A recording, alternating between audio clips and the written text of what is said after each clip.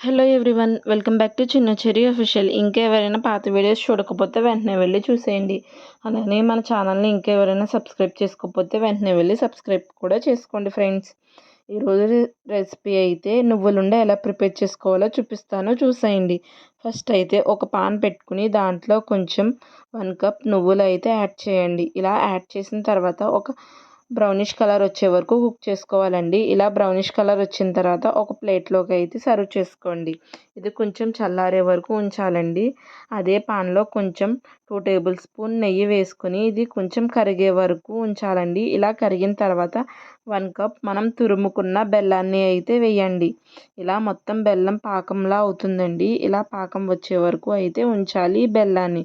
ఇప్పుడైతే మనకి లైట్గా అయితే పాకం వచ్చింది కాబట్టండి, ఇప్పుడు మనం ఫ్రై చేసి పెట్టుకున్న నువ్వులని అయితే దీంట్లో అయితే యాడ్ చేసేయండి. మొత్తం ఒకసారి మిక్స్ చేయండి. ఈ నువ్వుల్లో అయితే మొత్తం ఈ బెల్లం పాకం పట్టాలండి.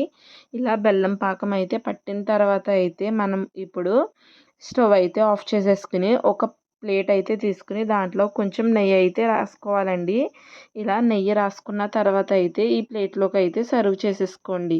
ఇలా సర్వ్ చేసుకున్న తర్వాత గోరువెచ్చగా ఉన్నప్పుడు అయితే మనం కొంచెం నెయ్యి అయితే తీసుకుని ఆ నెయ్యికి అప్లై చేసుకోవాలండి హ్యాండ్స్కి. ఇలా అప్లై చేసుకున్న తర్వాత అయితే లడ్డూ టైప్లో ఇలా చేసుకోవాలండి. ఆ క్లిప్ అయితే తీయడం అయితే మర్చిపోయానండి.